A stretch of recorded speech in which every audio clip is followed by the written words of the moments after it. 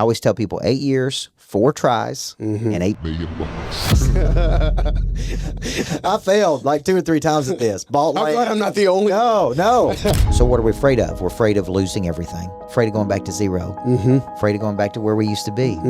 I was raised by a really tough single mother, and she taught me we don't whine, we don't complain, we don't make excuses, man. We show up, we grow up, and we deliver. I always tell people stubbornness can be a good thing for a while until it gets you to a point where it ain't good. 80% of people deep down don't believe they can do it. 20% of the people have superiority complex. They believe they can do it without your help. I know that person could do something. I know that person can flip a switch. Like, how do we actually awaken it? Stepping back to a fundamental relationship between the skill you have and the problem you would love to solve. But a lot of people won't do it. They'll stay in what they're doing. They'll say they're miserable. They never spend enough time getting to know themselves. Hey guys, welcome back. Oh my goodness, you guys are in for a major treat. Championship basketball coach, multiple-time best-selling author, world-class speaker, entrepreneur coach, investor. Dude, I'm gonna tell you right now, you guys are in for a major treat. Mr. Coach Michael Burt. How you doing, my friend? Brother? Man, dude, I'm so excited to meet you, man. Yeah, likewise. So you're gonna love this. You had a young lady that used to work for you. Okay. And she went to a company, a marketing company out of New York for a little bit. And she became my agent while she was there. And she talked incredibly highly of you about working on your team and all kinds of stuff. And I miss Chelsea. Oh, yeah. So, Me too. She was great, man. Yeah, man. She was great. Look, you know, you've done so much. And, you know, you're in a place in life where you don't have to do a lot, but you continue to give back and give back and give back and give back and give back. And you continue to be blessed as a result of that, you know. But you know, your new book, Flipping the Switch, is out, and I'm loving it. By the way, I pick up the audio and the print version. So much of what you share is what I believe in my heart of hearts and mind of minds about kind of how people should approach what I call fulfilling success in their own right. So, talk to me a little bit about your journey. Obviously, you know, you've done a lot. So, like, kind of give me the heart behind the man. You know, raised by a single mom. Had me when she was 16. My mom and dad married for 1 year. My dad was 18. My mom was 16. And dad was, you know, growing up trying to figure out how to be a dad. And but I was raised by a really tough single mother. And she taught me we don't whine, we don't complain, we don't make excuses, man. We show up, we grow up, and we deliver. And to this day is still that woman, right? And in her 60s. And so I grew up in a really small town in Tennessee. Everybody was involved in athletics in some way, baseball, basketball, whatever. And a lot of times when mom was working, I'd go down to the local baseball field where I would stay for hours, right? And so I was really raised on a ball field, in a gym. I saw at a very early age, I observed that a good coach could change a person's life. Just by observation. Like, coaches tend to people's potential. They help a person. They help them steward the potential. They care about them as people, the good ones. And it's like, I kind of made up my mind very early in life, I'm going to be a coach. So all through my early years, I heard from my coaches, 6 years old, son, when you grow up, you're going to be a coach. My high school coach called me professor. My basketball coach. And it's like, I just kept hearing over and over and over, you're going to be a coach. And I guess they saw something in me. And I go, okay. And so at 15, I started coaching junior pro basketball. I was coaching 9 to 12-year-old kids. And then at 18, I was a basketball coach in my elementary school. That kicked it off, man. Once I started doing that, I'm like, this is it. So won a championship at 18, right place, right time, right kids. And then I got called up to the big leagues at 19 at a big high school here in Tennessee. Wow. That was the first year that they could have a coach that didn't teach. Okay? And I was only 19. I was going to college. But I just fell in love with it. And so, again, right place, right time. I was the number 2 to a really great head coach. He retired. He was 52. He said, I'm tired. I'm not retiring unless they hire you to replace me. Wow. So I get this job at 22. It's the second largest high school in Tennessee. I'm studying Covey. I fall in love with Dr. Stephen Covey's work. So I'm like really studying Covey's work, and I'm bringing it over to the athletic world. So I'm using the whole person theory, body, mind, heart, and spirit. I'm teaching every kid the 7 habits of highly effective people. This was back good to great, 5 dysfunctions of teams. 5 Disciplines of a Learning Organization with Singy, Power of Intention, Wayne Yeah. Dyer. This Yeah. is like, like the classics. I've read them all. And I was taking those things and I was going, man, I'm going to teach these to my players. And it worked. And the more I poured into the players, success academies, leadership academies, life after basketball academies, right? The more we begin to win. And I was so young, I couldn't really articulate it. Like, what is he? Because people always ask me, what are you doing with the kids? And they play with such trust and chemistry and discipline and accountability. And I said, I don't know, I'm going over to the business world and I'm studying business people and I'm deconstructing and I'm bringing it over to my team. And that caused us to win a lot of games. And that started me writing books. People said, what are you doing? And I'm like, man, I ain't got time to explain it. So I wrote a book, 25 years old, called Changing Lives Through Coaching. I went and I couldn't sell the book, didn't know how to sell the book. And one of my former students said my husband is a manager at Dell Computers, and they want you to come down and speak to his managers. Wow. I went down, spoke for an hour. Never looked back. And I was like, I left there, and he goes, man, this was good. We loved it. Would you come back? I'm like, nah. Coaching kids, I have no desire to coach adults. But I went home that night and I go, what did they just pay me for? I made more in an hour than I made in a month. I'm working 320 hours over here, sleeping in my office. In 1 hour, just coaching what I'm like hardwired to do. I made more in 1 hour than 320 hours. So this prompted me to ask a question. It's like, what is my primary skill? Okay. And is it activating people? Is it motivating people? Is it building competitive intelligence in people? And I was trying to figure this out. And I typed into Google or whatever, coaches that speak. And it was Lou Holtz, Mike Krzyzewski. These guys were making $100,000 a pop. To speak. And I'm like, what? And getting paid to travel there. I'm like, I could do this, man. And I kind of started having a second dream. Like maybe I could win a championship. Maybe I could go do this. And it kind of planted a seed in my life. Now, I didn't retire for 6 more years. At 31, I retired. I won a championship. And then I retired to start this business, which was 17 or 18 years ago, bro. And you've been changing lives the entire way. I mean, I like to think we helped a lot of people. You have, come on. I appreciate the humility, but you guys have, and I've had the gracious joy of coming to the Greatness Factory here in Nashville and shooting here live and stuff like that, which is amazing. And your team's amazing. Thank you. Super. To me, it's always an illustration of how solid a leader is. When the team members themselves are so solid in their own roles, responsibilities, and even the culture, right? And there's 1,000 different directions I think I kind of would like to go. I think I'll start here. When I look at the Pray Drive, and I'm sure we'll get into that pretty solidly, as well as the Greatness Factory, and as well as the team. When I look at everything, I'm noticing that each one of the team members that you have unique skill sets, but the skill set itself is not what separates them to have the capacity to work at a place that changes this many lives on a regular basis. Why is skill set alone not enough? Well, we had a big team meeting this morning with my team, and I brought in a guy that's got a $100 million company. And, we went around the room and each person kind of talked about what their specific role was. And a lot of them said, I do what Coach asked me to do, or very loyal to Coach. And after the meeting was over, I said, look, I appreciate loyalty. I really do. It means a lot to me that you stick with me, you believe in me. And there's not a person in this room who doesn't believe in me. Okay. What we really need in today's world, though, is loyalty and skill. Okay. Now, when you look at a whole person, this is the Covey in me. There's knowledge for the mind. There's skill for the body. There's desire or pray drive for the heart. There's confidence for the spirit. Okay, that makes a whole person, body, mind, heart, and spirit. So when I'm looking at a person, I'm like, this person is skilled, but they don't have the pray drive they need. This person's got the pray drive, but they don't have the skill. This person's got the knowledge, but they don't have the confidence. And when you're really trying to put it together now, when you put all of that together, there's like, I teach a lot on the habits of the top 1% of performers, and the top 1% of performers have remarkable boldness. They got intrinsic motivation. They got great connection skills. They got ability to lock in and see something through its conclusion, and they have a grit and resilience. Those are the kind of attributes of the top 1%. And that's what I'm looking for in a team. So a lot of my people who work with me have been coached by me or mentored by me.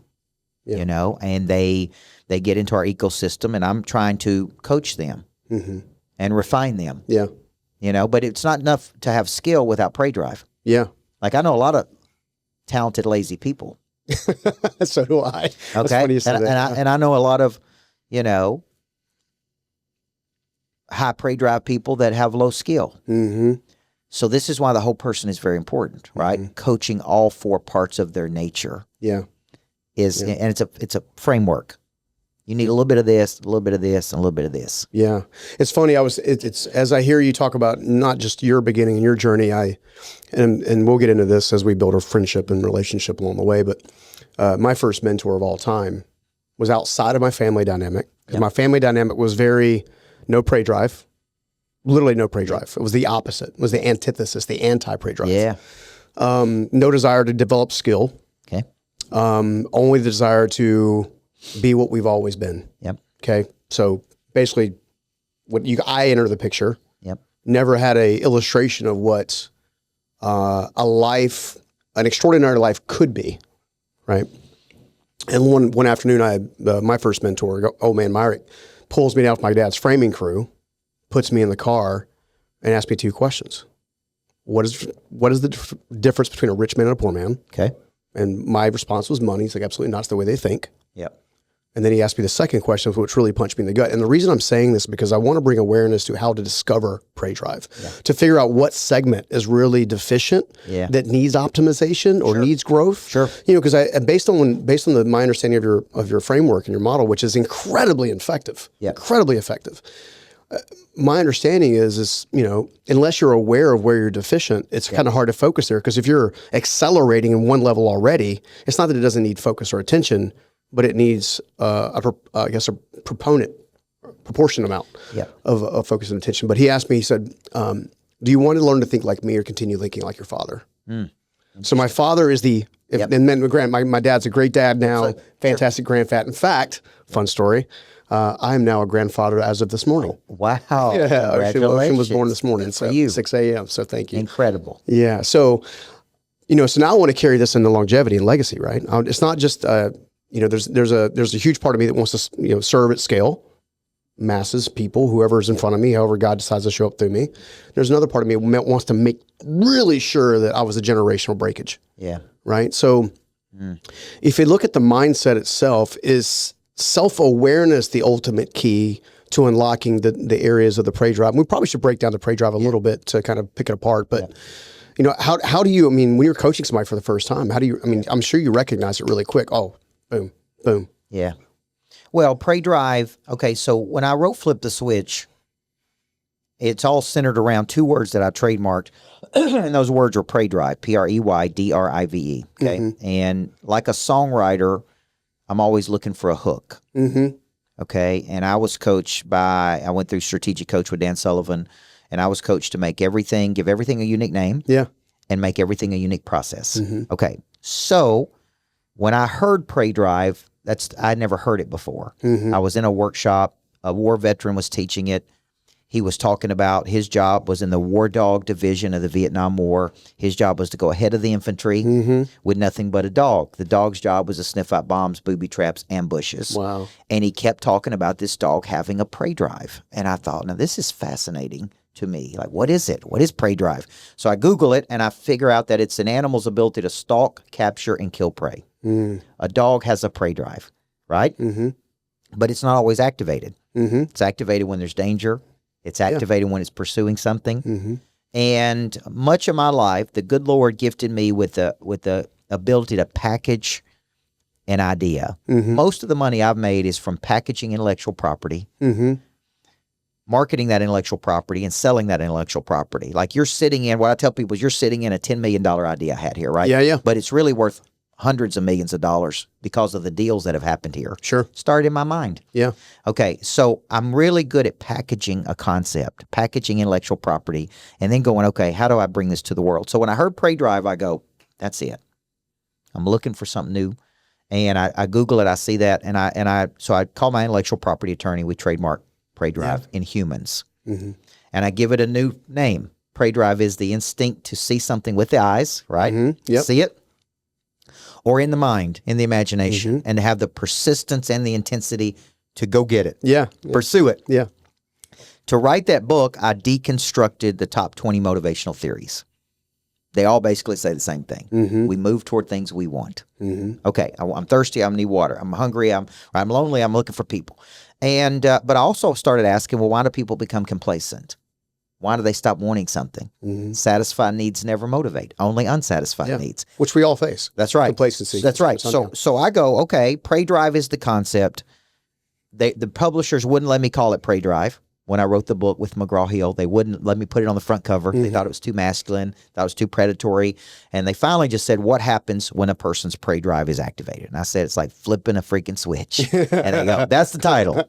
Okay, so now I got Pray Drive up here, which is the concept. Then I put it into phases. It's got to be activated. There must be a persistence to it. There must be an intensity to it. That's the phases of Pray Drive. And then I said, what activates this drive? Like what, right? Which I go into in the book. Yeah. Right? And it's like, okay, this activates it. This activates it. So that is different than motivation. Motivation means to move. Inspiration means to breathe life into. Pray Drive is activation. How do you activate this deep, latent, undeveloped talent? Like I was telling you before the interview, like I've activated a new tool, which is raising capital. Yeah. I saw other people do it. I go, I could do it. For years, I talked about doing it. I draw it up, and then one say, I'm going to give it a shot, right? And look at how fast, boom, I've been a part of $25 million just like that. And so it's like that is Pray Drive is your instinct to go get it, right? And so it's like I started noticing that Covey called them birthday gifts. You were born with certain birthday gifts, but they're latent and undeveloped. They have not been opened or activated. And I could tell you story after story, and you've seen it in your life of something happening, and it's like it's activated. Yeah. Right. I mean, there was a period where you were homeless, right? Yeah. And I see homeless people out here every day, across from the Greatness Factory, Yeah. right? And I'm like, I know that person could do something. Yeah. I know that person can flip a switch. But how does it happen? Yeah. Right. And so my role has been taking that concept and deconstructing it, and then I speak on it a lot. The psychology of it, I do it a lot with teams. Yeah. But because I was a real coach. Yeah. And so that's really what Flip the Switch and Pray Drive is. Yeah. Well, I'm so glad you kind of unpacked it for us, because one of the things that the word instigator came up in my mind as you're saying, okay, what starts the activation? Yeah, that's right. Right. So for me, there was an instigative moment or instigator, a person, a situation. You share a lot of really, really vulnerable, cool stories yourself of how you even battle complacency at different times and stuff, which I think is important for the audience to know is like you're like me, you're living it, right? We're learning, we're living it, so therefore we're learning it. Yeah. And then it becomes kind of adopted. But this instigator concept, I mentioned Steve early on. Yep. I went through an embezzlement scenario that we can get into later today when we're hanging out if you want. That was a massive instigator. You mentioned hey, look, I was watching this clip about you saying, hey, go backwards in your business, look for your expenses. That's where I learned that lesson. Yes. And then applied it to COVID. Yep. Right? So is it fear alone that's the instigator? Is it, because when I think about both of those moments with the embezzlement scenario, there was fear. Yeah. But when I was doing the COVID thing, we had to pivot too. Yeah. It was much more like, no, I've done this before. This is how I think we're going to this is how I think we're going to dig in this time. Yeah. So both of them were catalyst moments. So is it typically a catalyst moment, a catalyst person, a combination of both? Like, how do we actually awaken it? Like, really? Yeah, there's some big revelation, and it typically is triggered by some moment or something that activates that drive. When I wrote the book, it was during COVID, so my agent tried to get me to write it on nothing but fear because everybody was afraid. I had to do things I'd never done when I was afraid. Yeah. So what are we afraid of? We're afraid of losing everything. Yeah. Afraid of going back to zero. Afraid of going back to where we used to be. Psychologists call it mental subtraction. If you're ever not activated, just picture yourself having to give up something you love. I love flying on my plane. But I don't fly it everywhere. I still fly commercial some, but when you got 3 kids and you want to see those kids, you travel the world like I do. Yeah. Time matters. It wasn't for Instagram. It was really to go do something, go do what I got to do and get home. Yeah. And in tough times, it's like, well, we got to sell the plane or we got to sell the lodge, or I got to do something, right? Mental subtraction is you don't need the tough times. You tell the brain, if I don't do this, I got to give this up. And if I love it enough, I won't give it up, right? Yep. Now, people say things don't make you happy. Wherever your philosophy is on this, there's certain things that we have that do make me happy. I got a big lodge about 35 minutes from here. Every time I pull up to the lodge, I'm happy. Yeah. I just bought a nice lakefront property in Lake North. There you go. My wife is happy at our house in Florida. Makes her happy. Kids, we don't have beaches here in Tennessee. Going to there, kids, women going to Florida. Women going to the beach house. And I got young kids. And so mental subtraction is, man, I don't want to go tell her we got to sell that house because I can't hit my sales numbers or I can't help enough people. That activates the prey drive. Fear of loss can activate the prey drive. Okay. And fear can be a lot of things: embarrassment, rejection. See where I'm going? Yeah. But for some people, it doesn't faze them. Competition can activate the drive, right? I'm a competitor. I was a coach. I hated losing more than I liked winning. I would stay up all night after a loss and walk the floors and bring the team in at 4:30 in the morning. Like, if you knew how hardcore I was as a coach, I've softened so much over my life. I mean, I used to practice players after the game if we lost in other people's gyms. I'd go find the practice gym at a opponent and practice in their gym. Okay, I've been escorted out by police. I've been like, one group couldn't have their homecoming dance because I was in their gym practicing. I mean, I was hardcore, man. And part of me goes, was it too extreme? This was 20 years ago. Then part of me goes, that's how extreme I had to be that good. Yeah. So competition is, I hated losing more than I like winning. I'm a competitor. Even when I speak today, if I'm on stages with great people, Milet, whoever, good friend of ours, Grover, whoever, I'm like, it's a competition, man. I'm the underdog. I'm the unknown. I'm the little bald-headed. That's funny because I know Ed well, and he's pretty competitive. Yeah, and he's so good. He's so good. He's so good. And he's because I was in Cabo 2 months ago speaking, and he was there speaking. I was speaking, and I'm just sitting there watching him. It's like, man, he's dialed it in, man. He's that good. Yeah. He's that good. Okay. And I'm sitting there in the audience going, I need to get better. You know, it's really funny just thinking about you and he have a lot of really cool similarities. I was with him and John Maxwell. I don't know, this was probably 6 months ago. And somebody asked him a question. It was a private gathering for, high impact entrepreneurs. And they said, Ed, how do you turn it off? Yeah. And now that I'm here, you can describe prey drive. Essentially, what he's doing is he has a thing that he does with just a snap of his fingers, and he literally activates his prey drive. Yep. So I'm curious to know, now that we all have a better understanding what prey drive is and how it operates, how can we turn prey drive on, flip the switch, if you will, before we have to go through fear-based moments or competition? How do we keep it activated? Like, turn it on and keep it activated? If you look at the other activators, so fear, you watch The Last Dance with Jordan, and Jordan manufactured a lot of things so he could keep his prey drive activated. Yeah. Okay. So the top entrepreneurs, I would suspect, like a Milet, can manufacture it, like, boom, it's on. An artist that's singing to 55,000 people, they don't feel good that night, can turn it on. The football player on a Sunday who's getting paid millions of dollars can turn it on. Not everybody. Yeah. So I look at exposure activates my prey drive. I do enjoy traveling around the world. I do enjoy having conversations with people like you. It makes me think. I was just interviewing Craig Ballantyne right before this about his book, and it's like, that's good. That's good. That activated my drive. That sparked something in me. So exposure activates the drive, right? That's why we want people to come to the Greatness Factory. Yeah. See it. Which is a phenomenal place, brother. Like just get I mean, for all of us, just for the audience's sake, if you're an aspiration, a leader. Yep. And you need to get content like situated, produced. I mean, you guys have a little a venue in there, like for an actual conferences and everything, dude. Yeah. Check this out. Greatness Factory. It's but this was a dream God gave me in 2016. Said you built Greatness Factories for kids, right? Build a Greatness Factory for adults. Took me 8 years. Yeah. I always tell people 8 years, 4 tries, and $8 million. I failed like 2 or 3 times at this. Bought I'm land. glad I'm not the only. No. Bought land. Yeah. Spent $100,000 on plans. Then took it to the city I was in, which is about 30 minutes from here. They said it's too modern. Can you scale it down? Got frustrated. Got discouraged. Then went to another building. Built it all out. Bought the furniture. Did one event. They kicked me out of the building. The landlord asked me to leave. Said the other tenants don't want you here. It's too much energy. That's what they told me. Had too much energy. And now I got $250,000 worth of furniture. I got no greatness factory.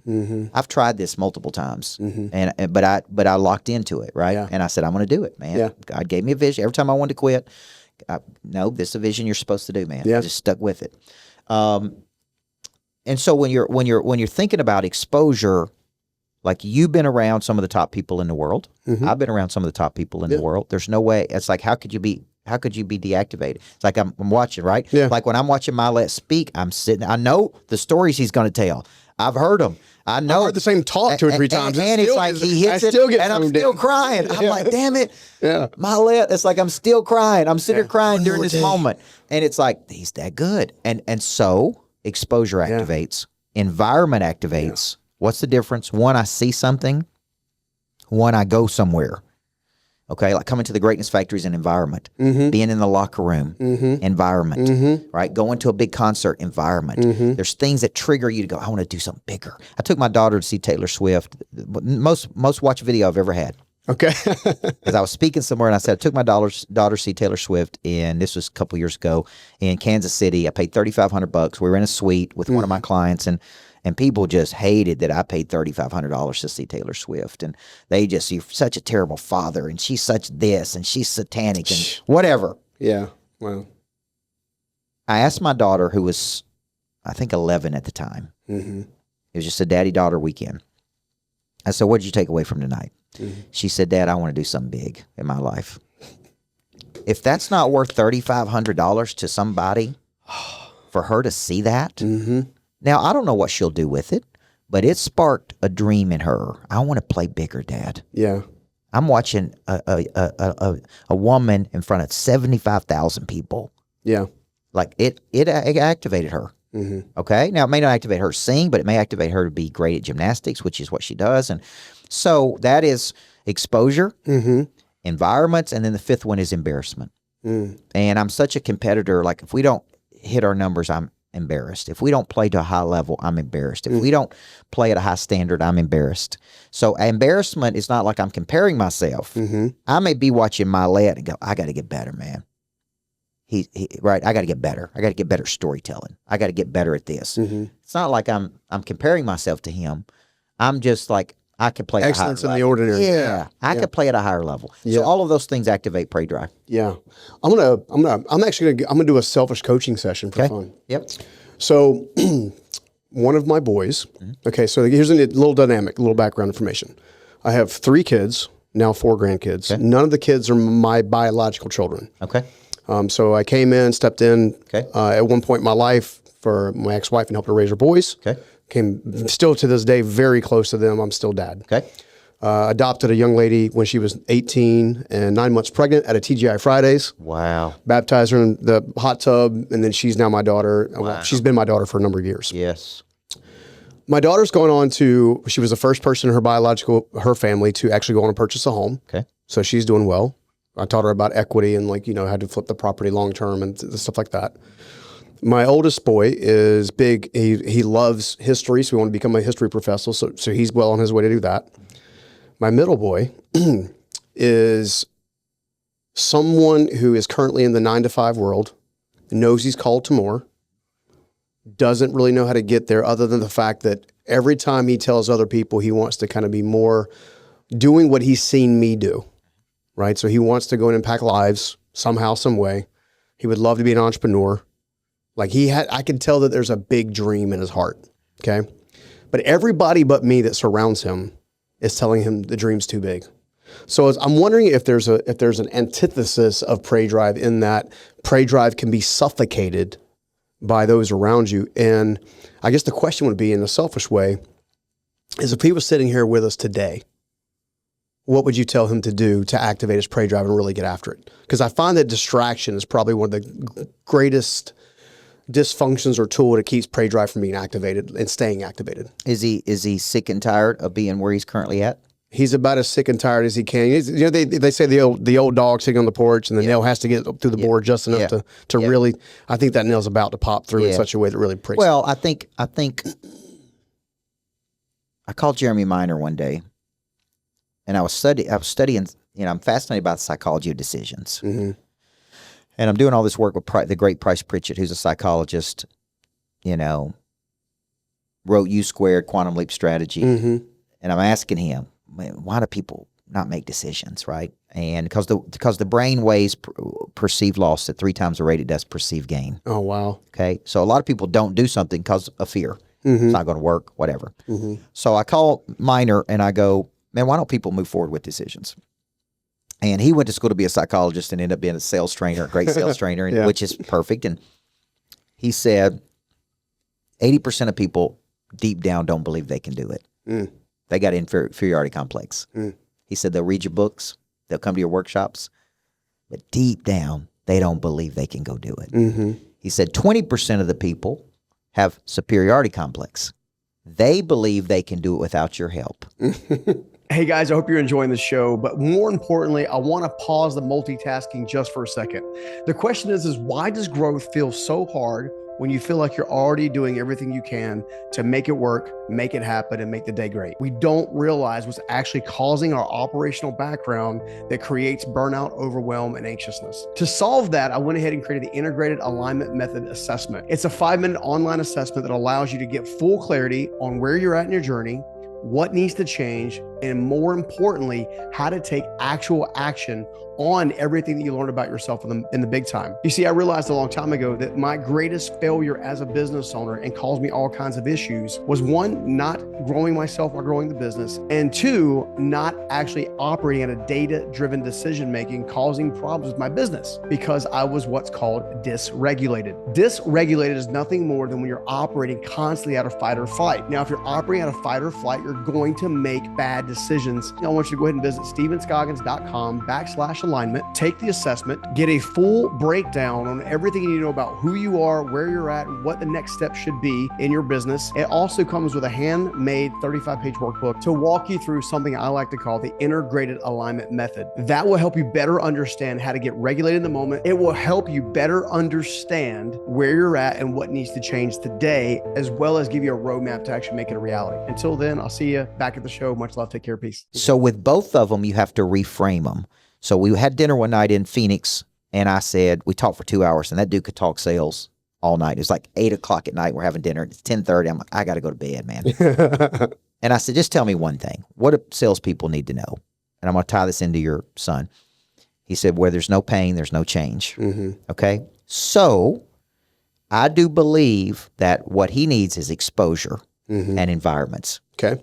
Hey, let me take you to the Greatness Factory. Okay. See this guy named Coach Burt. Yeah. That activates, right? You don't, instead of telling people, I think you need to show people.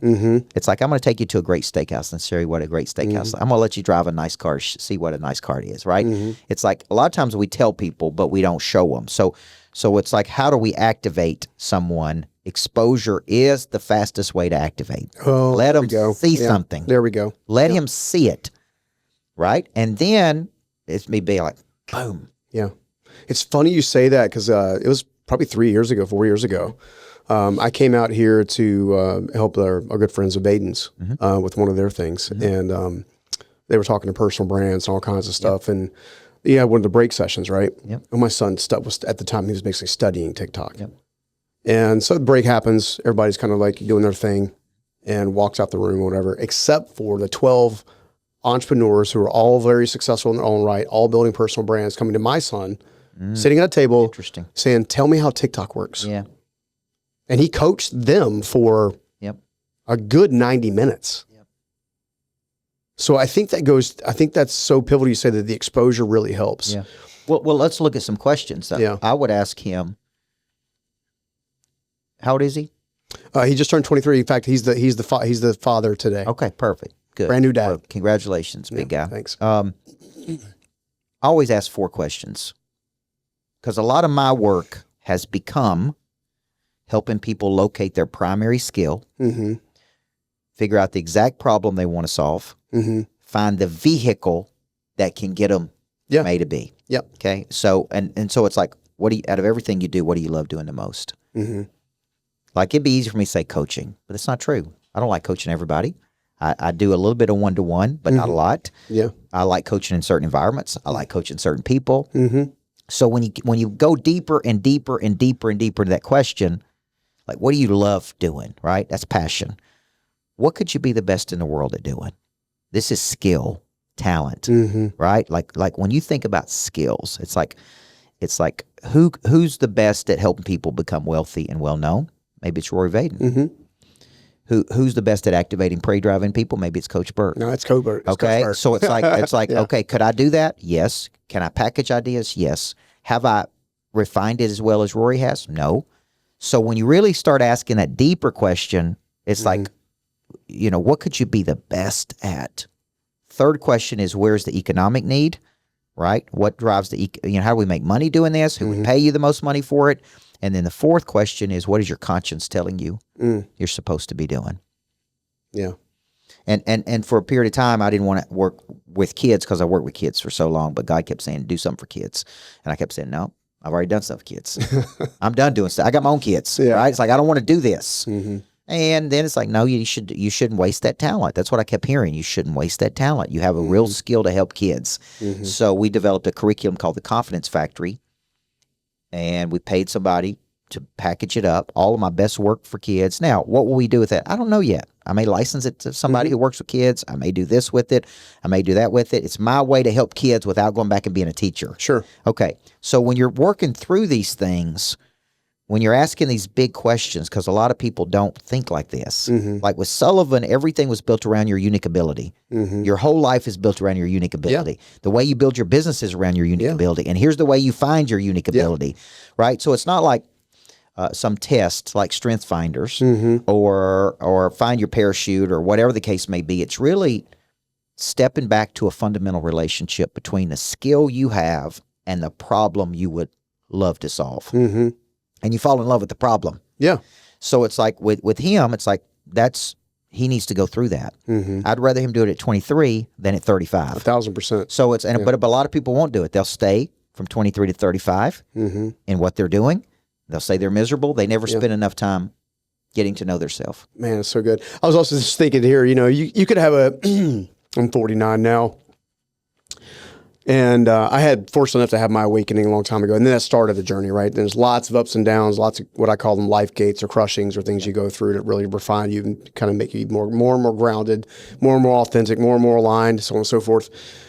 But one of the things that sticks out to me is when it comes down to how we find that unique ability, so much of it comes down to being still and not being active. Yep. Sitting down with a pen and a pad, being in an environment where it's serene. Whether for some of it's in a soundproof room. For some of it's at the ocean, the mountains, and then it also dawned on me, especially as we've been talking even more so, that we're taught early on that one of the success principles that I'm sure you've heard along the days is model success, and success will happen for you. Yep.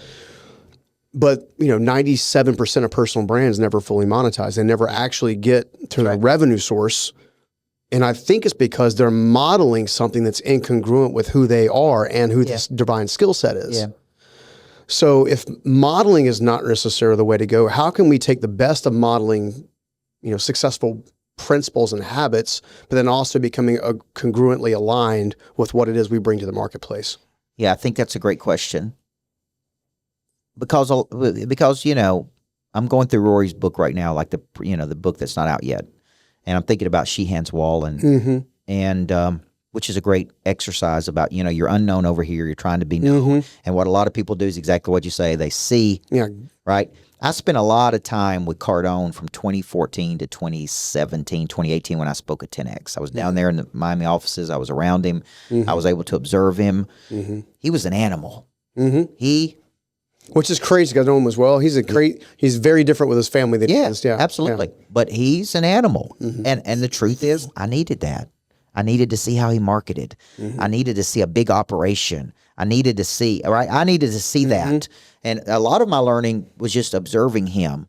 How does he do this? What's his structure? How does he generate all these leads? Now, I think it's perfectly fine for me to come back, and I have more of a boutique firm, right? Small number of people. Sure. It's perfectly fine for me to come back and go, all right, he's got 4 video guys. They're in a room editing. He's pumping out more content than me. He's willing to do these things. I'm not. Yeah. It's perfectly fine for me to say that, not try to emulate him. Because a lot of people, when I talk about him, like, I don't like him.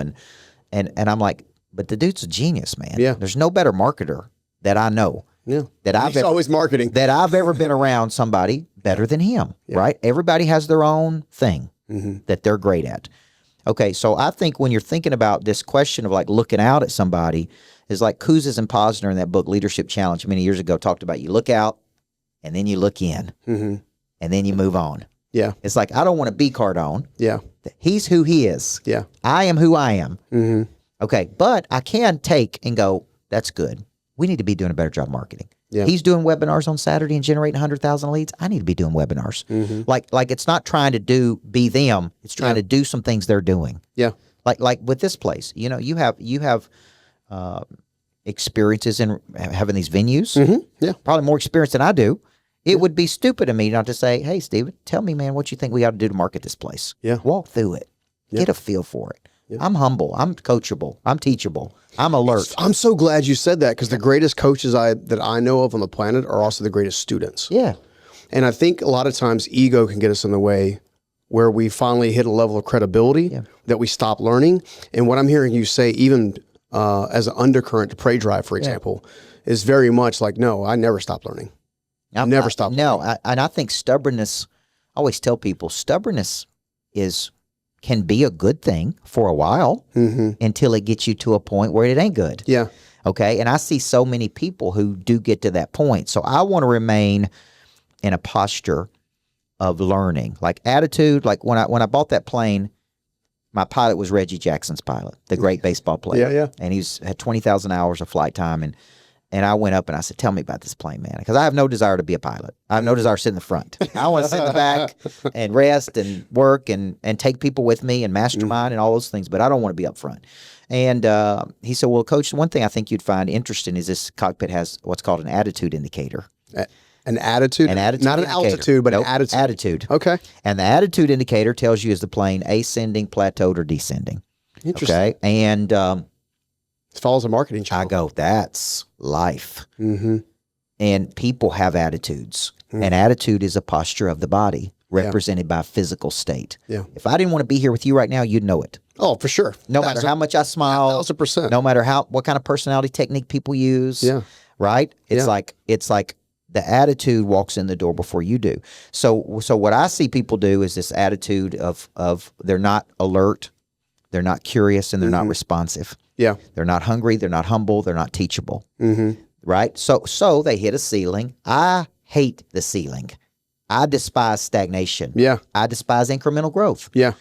I'm looking for somebody. So if you look at back in my life, it was like, okay, I had Covey for 8 years. Then I had this coach. Then I had Sullivan. Then I had Blanchard. Then I had, right? Yeah. Now I've got Price Pritchett. Yeah. And so my whole focus is on quantum leaps because that's who I'm being coached by. Yeah. Man. Except in this case, I went to him and said, let's do a program together. And I got to actually make money getting coached. And it's been incredible. But that was just boldness of me reading his books and going, hey, I want to come meet you. Yeah. And he said, okay. Yeah. Now, if I had reached out to him and I didn't have 22 books and he didn't look at my website and I didn't have an $8 million building, would he have taken the meeting with me? That's something people should ask themselves. Because if just some random person emailed me and said, I want to meet you, I wouldn't expect to do a program with him. Or I may not even take the meeting with him. I don't know. Yeah. But so a lot of people go, well, how did you get that meeting with Price Pritchett? Like, how are you doing stuff with this? And I said, well, a lot of people say, well, I'd like to meet him one day. I'm like, I want to go work with him. Right? But it's up to me to convince him to be able to do that. Yeah. And we've had a great partnership and we teach on the quantum leaps. But now I'm in a phase of my life of quantum leaps, which are significant jumps. Now, here's what's interesting. Could I do that in my coaching business? Because people are now seeing me raise capital and do all these other things. Yeah. And the easy thing for them to say was, he don't want to coach people anymore. He's over here doing this, right? Which is not true. Yeah. What is true is that I am actually practicing exactly what I'm teaching people to do. Yeah. I'm saying, Stephen, I am interested in quantum leaps, $1 million days. Can I do it in the coaching business? Yes, but it's a lot of work. Could I do it over here? Could I do it over here? Could I do it over here? And it all comes back to here. Yeah. It's all intentionally congruent. Yeah. It's not like I'm here and I'm doing something crazy over here. I'm actually teaching people exactly what I'm doing. Yeah, I believe wholeheartedly in what I call the ecosystem. Yep. So one of the things that I coach entrepreneurs to do a lot of times is they'll say, "Well, I've been stuck at the just below the 7-figure ceiling or just over the 7-figure ceiling, right? So they can't get to 8 figures, or they're at 6 and they can't get to 7, right?" In almost every case, they're so focused on earning the way they've always earned that they're completely closed-minded to compounding how they earn. That's right. Because if there's typically ancillary skill sets that come alongside of you as you're growing on, like the story you're talking about just now, it's you discovered you had a knack for it by doing the other thing really well and with excellence. And then you had the liquidity itself because you did the other thing with excellence, which gives you more opportunity, which allows you to compound. See, I believe the greatest decision between going from 7 to 8 figures is nothing more than learning to not just earn, but also compound. Right. Yep. And that compounding principle is what gives us momentum to do pretty much anything. Yep, that's right. And and when I studied Pritchett, you never have a quantum leap trying harder. You have a quantum leap by trying differently. Yes. Yes. Okay, so I always use this concept of baking soda. I used to coach the top whole life insurance people in the world. Okay, and I just kind of stumbled into that. I started coaching one. He told his buddies. Yeah. Next thing you know, I'm out on tour coaching all these people. These are the big boys and the big girls. These are guys making $4 or $5 million a year selling insurance. They're selling whole life insurance. Yeah. Right. Which Ramsey's against, but they were masters at selling. They would use props, right? Like one of the top ones I coach, you would walk in his office and there's a treasure chest over there. And he'd say, "You know what that treasure chest is?" And I'd say, "What?" And he said, "That's a chest of broken dreams. All the things you'll never be able to do because you never planned properly." Wow. He would use baking soda. He'd hold baking soda up in his hand right here. And he'd say, "You see this? This is baking soda. Arm & Hammer baking soda." He said, "You know how we used baking soda back when I was a kid?" And they go, "No." And he said, "We baked with it." Then he would take it and put it in his hand. He would change hands right in front of them and hold it over here. And he said, "How do we use baking soda today?" And they'd say, "Deodorize." He said, and he'd put it back in his hand. He'd say, "Same product, used in a different way." He was trying to open their mind to, you could use insurance this way. Yeah. Okay, let's use that in skills. Because when I wrote 8-figure skills stuck in 6-figure vehicles, I self-published that book because in between writing the big ones, I pumped these things out. Sure. Just to keep me fresh. And I go, what's the real problem? And I'm like, problem is there's a lot of very talented people who are highly undercapitalized. What is the real problem? Skill, problem, vehicle. Yeah. Okay? Yeah. When I'm raising capital, it's same skill. My skill set is activation. Used in a different way. Yeah. Same skill that I use in coaching.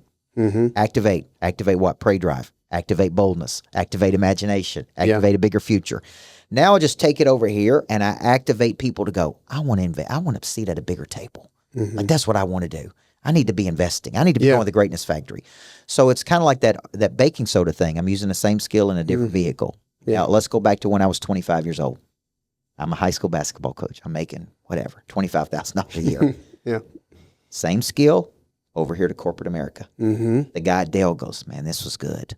Come back." I'm like, "I don't want to come back. I'm a high school coach." That's how I was thinking. He said, "Here's your check." And I go, "What?" Man, I was just thinking the word "IMA." You could say whatever stage of life or business you're at, right? I'm a just a blank, or I'm a. Yep. That is the limitation. I was watching this. I was watching Diary of a CEO, and I forgot Stephen Bartlett. Okay. And he was talking about this YouTube video that's been circulating. And essentially, it starts off. He draws a big black circle, drops an ant in the middle. The ant won't break the circle. Yep. Okay. A few minutes later, they're trying different insects. Eventually, they do it with a spider, but they don't quite get the circle drawn quick enough. Yep. Right. And so the spider actually jumps over like the halfway point of the the circle, Yep. right? Lo and behold, that spider cannot be contained ever again. Wow. And it's because, and it's because it's that same thing. It's like, I'm just a, I mean, it's funny when I started, my grandfather, and I know we're running up on time, but my grandfather told me a long time ago, he's like, you know, I was like, I went to him one time and said, look, I'm being asked to speak now. I'm a construction guy. I built a construction business from the trash piles. Like, that's what I know. Yeah. Right. Meanwhile, I've had people elbow me at even Ramsey's events, like, dude, that's you. And all this kind of stuff. And you're like, well, maybe, I don't know. Right. Kind of. And lo and behold, but right before he passed away in 2016, he looks at me and he goes, you're more than just a. Yeah. He literally used those words. You're more than just a. Yeah. It's good. And lo and behold, you know, from that point on, I began to think more outside of the box. It's also almost like I had jumped over that rope. So, you know, this also brings something that's really pivotal in Flip the Switch that I love. There's so many quotes, dude. That book is a highlighter book for days and weeks and months and years on end. And I'm going to butcher it a little bit, but one of the things that you said was you can't delegate your ambition or your aspiration. Yeah. And that IMA just kind of reminded me of that. Yeah, I think a lot of people, I've coached, and I get it. I've been running a company for 17, 18 years. Mm-hmm. It's exhausting. Mm-hmm. You know, I've been doing the same thing for 33 years. Mm-hmm. It's easy to lose the prey drive. It's easy for me to bring somebody in and say, you're in charge of the company. Mm-hmm. I've seen some of my clients do this. I now own the company. Mm-hmm. You're in charge of the company. Yep. I'm kind of going to step away over here, but I'm the power source, right? And I was working with probably $50 million insurance company in St. Louis, and the consultants told these young guys, they're three brothers, to step out, build their C-suite, their owners, right? Yep. Everything went downhill. Yeah. And the first thing I said is, I can understand why you want to do that. That's the benefit of owning the company, right? Yeah. You own it. Yeah. Yeah. But in this particular company, you are the power source. They need you. Mm-hmm. My people need me. Mm-hmm. They need me selling. They need me being enthusiastic. Yeah. They need me out there speaking. Yeah. That's the structure of this business. Mm-hmm. The Greatness Factory needs me getting people excited to come to it. Yeah. So I think what our natural tendency is that we own it. We want to delegate it out. But I can't delegate my workouts to another person, right? To somebody else. I got to go work out. Mm-hmm. I can't delegate my potential to another person. I can't delegate right? That's why I always say never place your destiny in somebody else's hands. Mm-hmm. It's like, you got to engage with this. Mm-hmm. Okay. Now I want to go back to something you said about IMA, because I was a high school teacher. Mm-hmm. Number one question I get asked is, how'd you go from a high school teacher to this? Okay. Yeah. And because of that mindset is I'm just a high school teacher. And so I would see teachers that were unhappy teaching, and I say, why are you teaching? They say, what else would I do? And I'd say in any given day, you're a psychologist, you're conflict resolution, you're a motivator, right? Yeah. You're a surrogate parent. Yeah.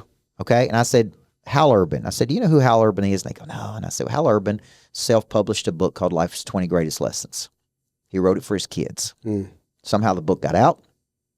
He was selling 250,000 units of that book out of his garage. Wow. Self-published. Let's say he's making $10 a book. It's $2.5 million a year. Mm-hmm. And they'd say, well, what's this got to do with me? And I'd say, do you know what Hal Urban does for a living?